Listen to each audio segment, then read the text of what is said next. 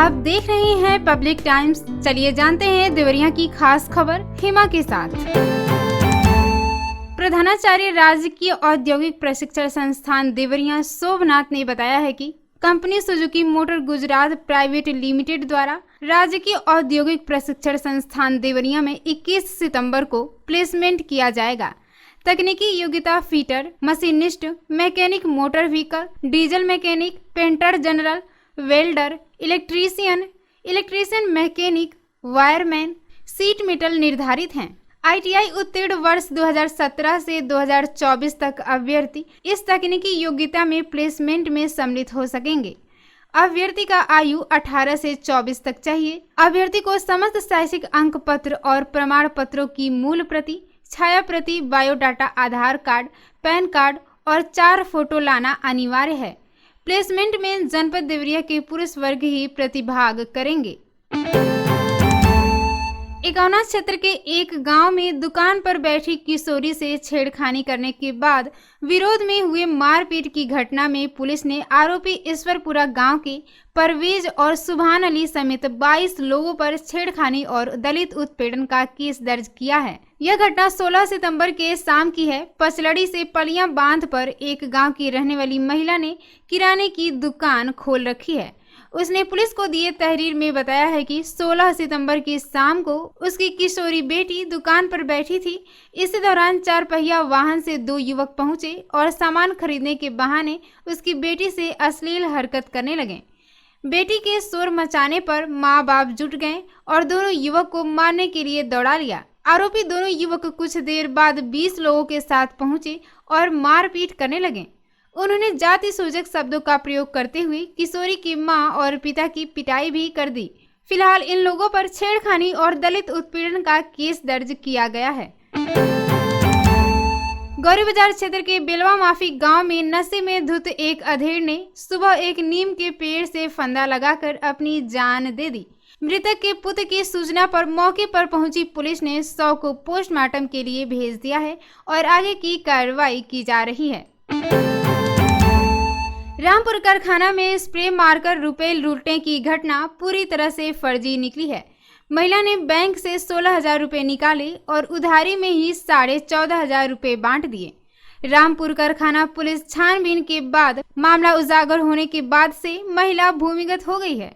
उसने बैंक से रुपए निकालकर घर जाने के दौरान बाइक सवार उचक्कों पर स्प्रे मारकर रुपए लूटने का आरोप लगाया था। लूट की यह घटना फर्जी मिलने से रामपुर कारखाना पुलिस ने राहत की सांस ली है।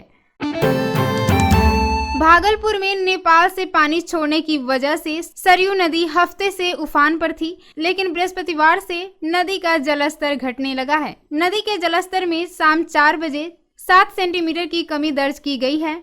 नदी अभी खतरे के निशान से 90 सेंटीमीटर ऊपर बह रही है, जिससे तटवर्ती इलाकों के लोगों को राहत की सांस मिली है, लेकिन दहशत बरकरार है।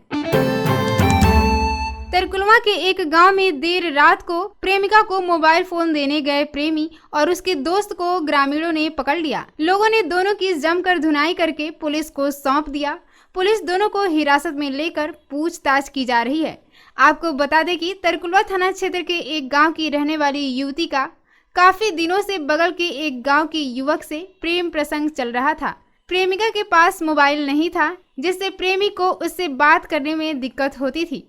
इसके चलते प्रेमी और उसके दोस्त ने तरकुलवा की एक दुकान से मोबाइल फोन खरीदा। देर रात होने पर दोनों युवती के घर फोन देने उसके गांव पहुंच गए। इसकी भनक युवती के परिजनों समेत गांव वालों को भी लग गई।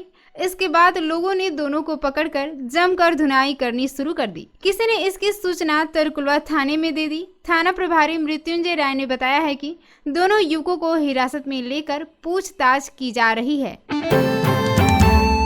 सिरौली थाने के परसा जंगल में पति पत्नी को पेड़ से बांधकर पिटाई करने और लोहे के रॉड से दागने के मामले में आरोपी पूर्व प्रधान समेत 5 आरोपियों को पुलिस ने न्यायालय में पेश किया, जहां से उन्हें जेल भेज दिया गया है। पुलिस ने वायरल वीडियो के आधार पर देर रात 5 आरोपियों के खिलाफ केस दर्ज कर उनकी गिरफ्तारी कर ली थी। आपको बता दें कि उसरा बाजार निवासी उमा शंकर के पुत्र गुड्डू मदेसिया की पत्नी संजू देवी की मानसिक स्थिति ठीक नहीं है।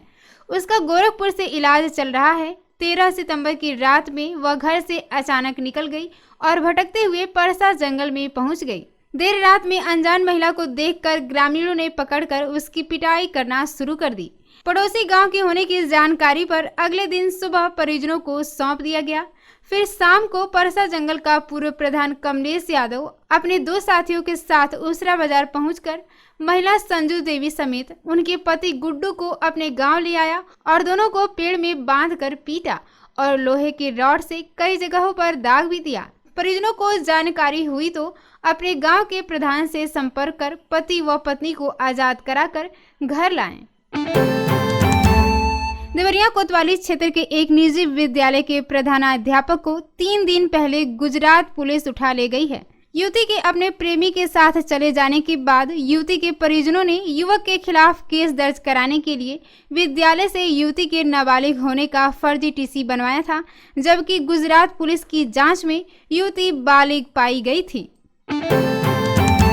आपको बताते चले कि रामपुर करखाना विधानसभा क्षेत्र के महुआ पाटन में 17 करोड़ 47 लाख की लागत से 2 लेन पुल का निर्माण किया जाएगा। यह पुल 40 मीटर लंबा होगा। इस पुल के बनने से उत्तर प्रदेश और बिहार के बीच आवागमन सुगम होगा। साथ ही क्षेत्र के विभिन्न गांव के लिए यात्रा और व्यापार में भी सुविधा होगी।